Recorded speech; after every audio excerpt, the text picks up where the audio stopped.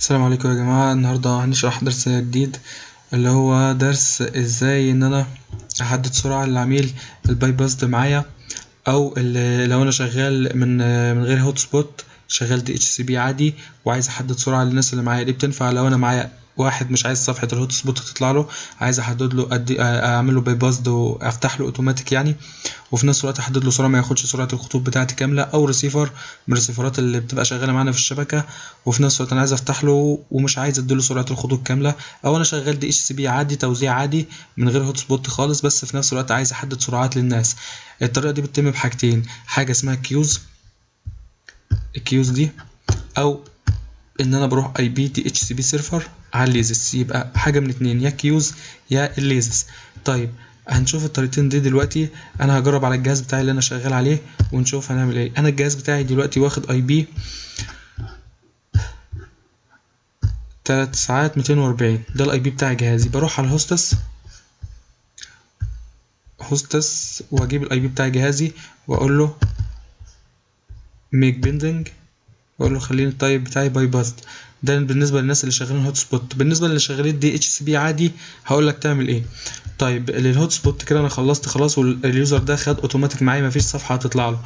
طيب بعد كده انا بروح على الكيوز. انا دلوقتي هشوف السرعه بتاعتي، انا معمول لي باي باس دلوقتي وساحب، المفروض ان انا ساحب سرعه الخط كامله. انا ساحب معايا السرعه كامله اهي، تمام. على فكره السرعه اللي انت شايفينها دي سرعه 2 ميجا. هروح اقول ايقاف. طيب انا هدي لليوزر بتاعي، عايز اديله سرعه 128 وليكن. هقوم داخل على كيوز، اقول له سيمبل كيوز واعمل اضافه، واقول له مثلا اسميه الجهاز بتاعي، والتارجت انا بحط الاي بي بتاع الجهاز بتاعي 3 ساعات 240. تمام. بروح على الابلود، انا اديله مثلا سرعه 128 يبقى 64 على الداونلود بتاعي 128. ابلاي،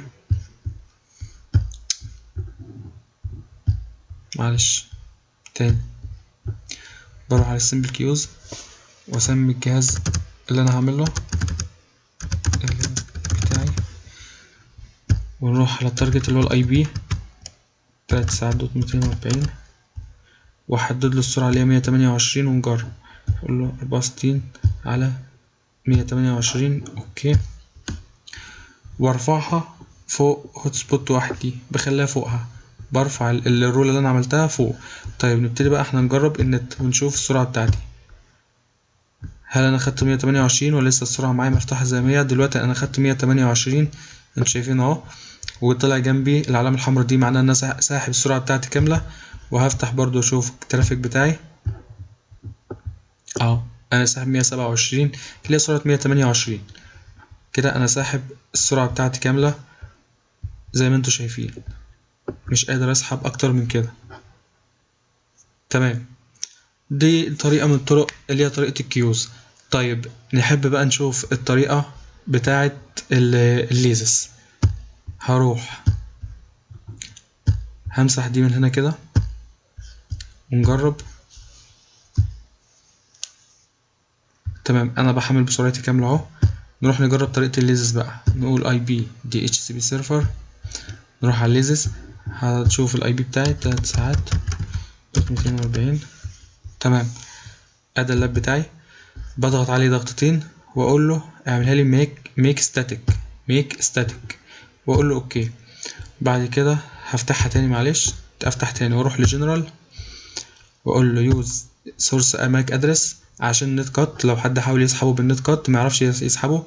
ودي برضو بتنفع معايا في الهوت سبوت وبتنفع معايا في الدي اتش سي بي العادي، ان انا بربطه برضو بحيث ان هو ما يغيرش الماكه بتاعته خالص يعني، ولا يعرف يغير الماك ولا يعرف يغير الماك ولا يعرف يغير الاي بي. انا بربطه كده دلوقتي الماك ده اهو بالاي بي ده اهو. طيب بعد كده بقول له always broadcast. تحت عندي حاجه اسمها ريت ليميت،